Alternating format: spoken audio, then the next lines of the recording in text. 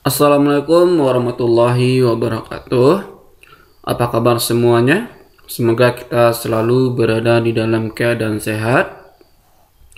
Jadi pada video kali ini kita akan membahas tentang analisis data berkala dengan metode rata-rata bergerak. Jadi kalau pada video pertama kita sudah membahas tentang analisis data berkala dengan metode tangan bebas.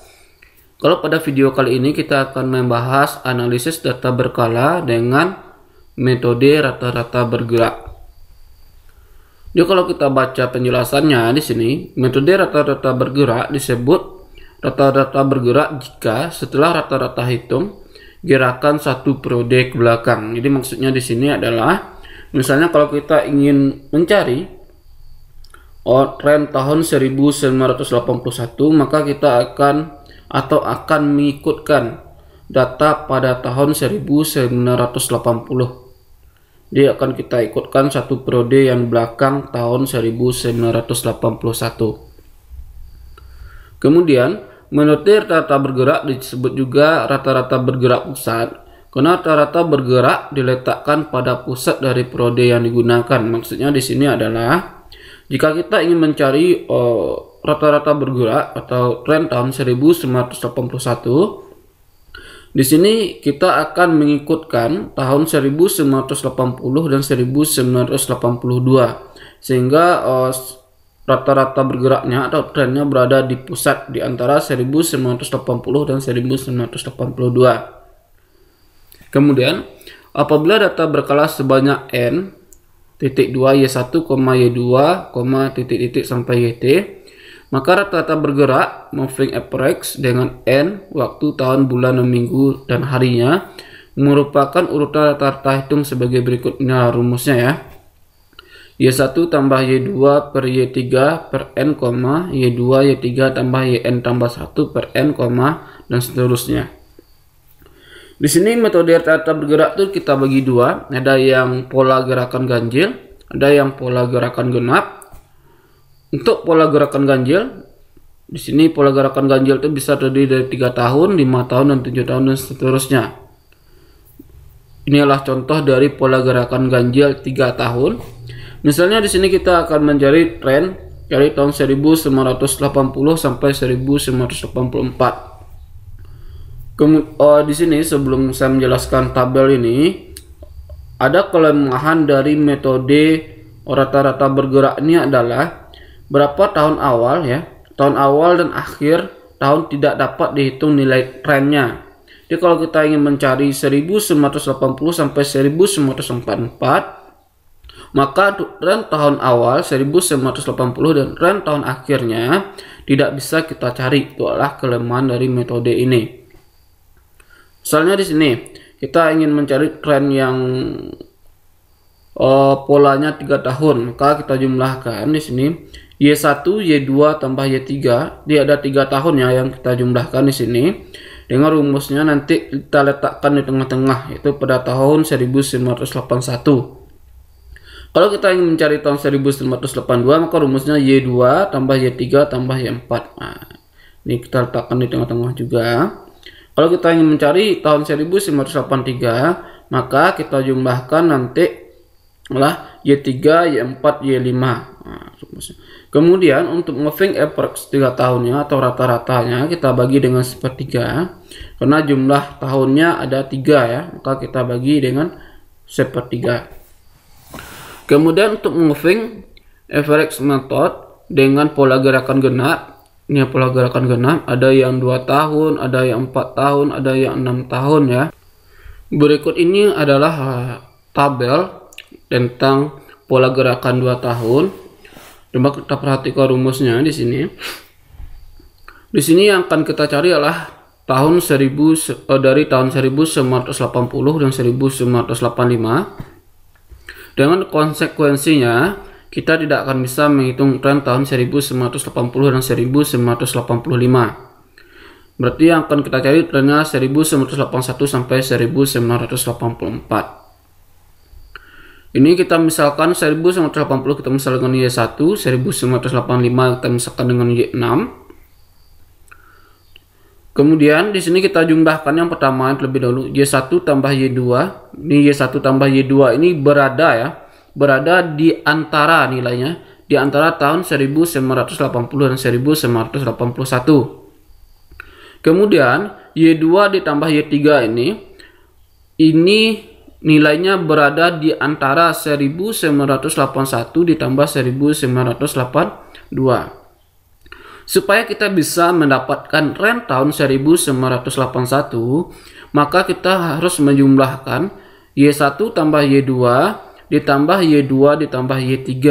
Makanya nanti nilainya berada di tahun 1981. Nah, inilah penjumlahnya. Y1 tambah Y2 tambah Y2 tambah Y3.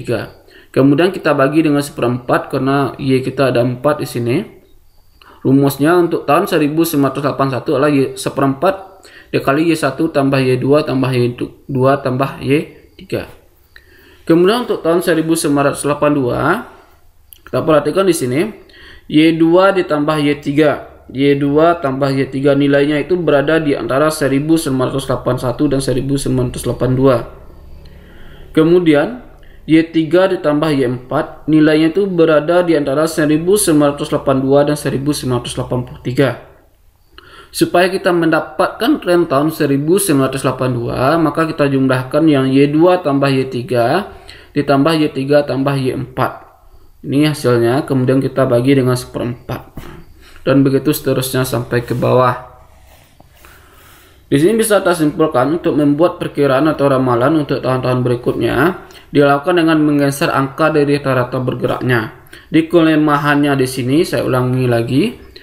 Berapa tahun awal atau akhir tahun tidak dapat dihitung trennya. Nah, jadi kalau ini kita tidak bisa menghitung tren tahun 1980 dan 1985 ya. Oke, kita masuk pada pembahasan contohnya. Perhatikan contoh berikut ini. Ini contoh yang pertama. Diketahui data penjualan sebuah pesawat terbang dari tahun 2001 sampai 2006. Ini adalah tahun 2001 penjualannya 1 sampai 2006 penjualannya ada 10 ya. Di sini kita diminta untuk menghitung tren, yaitu dengan pola gerakan ganjil 3 tahun dan pola gerakan genap ya. Ini genap 2 tahun. Ya, kita akan menghitungnya. Kita buat tabelnya terlebih dahulu dan kita misalkan Y nya 1, 2, 3, 4, 5, 9, 10. Caranya adalah untuk pola gerakan ganjil kita akan menjumlahkan Y1, Y2 dan Y3. Ini Y1, Y2, Y3 kita jumlahkan 1 tambah 3 tambah 4 ini ya. Untuk selanjutnya untuk 2003 kita jumlah 3 tambah 4 tambah 6 ya. Untuk tahun 2004 kita jumlahkan 4 tambah 6 tambah 9 ini. Kemudian untuk tahun 2005 kita jumlahkan 6 tambah 9 tambah 10. 6 tambah 9 tambah 10. Setelah kita jumlahkan, karena di sini kita menggunakan pola gerakan ganjil 3 tahun, maka akan kita bagi hasil penjumlahan ini dengan 3. Sepertiga dikali 8 dapatnya 2,67. Sepertiga dikali 13 dapatnya 4,33. Sepertiga kali 19 dapatnya 6,33. Sepertiga kali 25 dapatnya 8,33. Jadi di sini bisa kita simpulkan, jadi nilai tren dari tahun 2002 sampai tahun 2005 berturut-turut adalah 3, 4, 6, 8. Ini kita bulatkan saja hasil komanya. Sedangkan tahun 2001 dan 2006 tidak ada nilai trennya karena di sini kita menggunakan metode rata-rata bergerak. Kemudian untuk moving average method pada gerakan 2 tahun, di sini caranya adalah kita cari terlebih dahulu nilai yang berada di antara 2001 dengan 2002 dengan cara kita jumlahkan 1 tambah 3 sama dengan 4. Kemudian nilai yang berada di antara 2002 dengan 2003 kita jumlahkan 3 ditambah 4 dapatnya 7. Barulah kita jumlahkan 4 dengan 7 kita jumlahkan dapatnya 11. Kemudian kita bagi dengan 4. Kenapa kita bagi 4? Karena di sini kita menggunakan 4 buah Y. Itu Y1, Y2, Y2 dan Y3. Dapatnya 2,75. Kemudian untuk tahun 2003 di sini kita jumlahkan juga 3 tambah 4, maka 4 hasilnya nanti di antara 2002 dan 2003 yaitu 3 tambah 4 7. 4 tambah 6 dapatnya 10, kita jumlahkan 7 tambah 10 dapatnya 17. Jadi 1/4 kali 17 dapatnya 4,25, dan begitu seterusnya sampai ke bawah. Jadi nilai tren tahun 2002 sampai 2005 itu berturut-turut adalah 3, 4, 6, dan 9. Sedangkan tahun 2001 dan 2006 tidak ada trennya.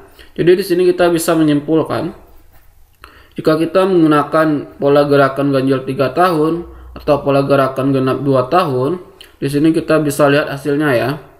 Ternyata hasilnya hanya membedakan angka koma di belakangnya saja. Misalnya yang 2002 hasilnya 2,67 pada pola gerakan ganjil 3 tahun. Sedangkan pada pola gerakan genap 2 tahun hasilnya 2,75. Begitu juga kalau kita lihat dengan menggunakan pola ganjil 3 tahun, hasil pada tahun 2005 adalah 8,33. Sedangkan pada gerakan genap 2 tahun hasilnya 8,50. Ternyata hasilnya tidak jauh berbeda. Perhatikan contoh soal berikut ini. Jadi inilah contoh soal kedua. Penjualan bersih dari sebuah perusahaan roti tahun 1990 sampai dengan 1995 adalah sebagai berikut. Itu tahun 1990 terjual 176 sampai datanya ke bawah ini. Yang di sini tanyalah tentukan moving average method 5 tahun. Jadi kita menggunakan pola gerakan ganjil. Oke, coba kita perhatikan tabel berikut ini. Ternyata ya, kalau kita lihat dari tabelnya, di sini kita tidak bisa mencari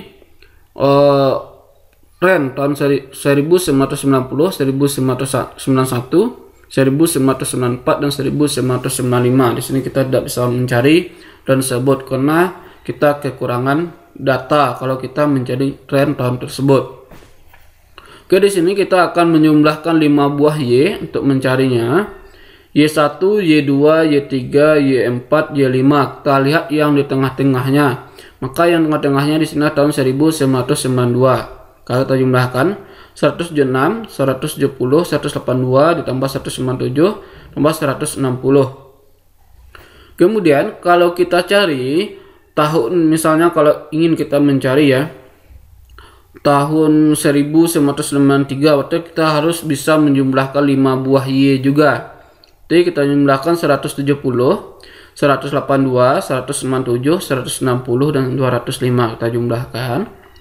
Kemudian andai kata kita ingin juga mencari tahun 1994, berarti kita harus menjumlahkan 5Y yang dimana tahun 1994 ini berada di pusatnya atau di tengah-tengahnya.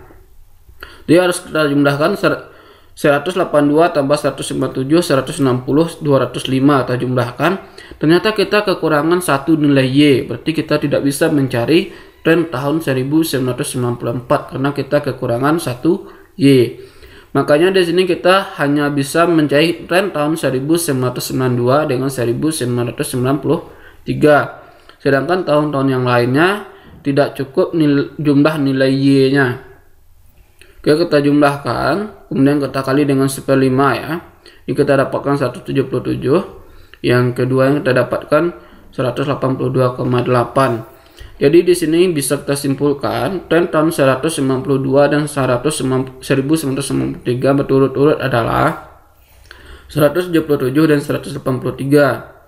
Sedangkan tahun 1980, 1991, 1994 dan 1995 tidak ada nilai trennya.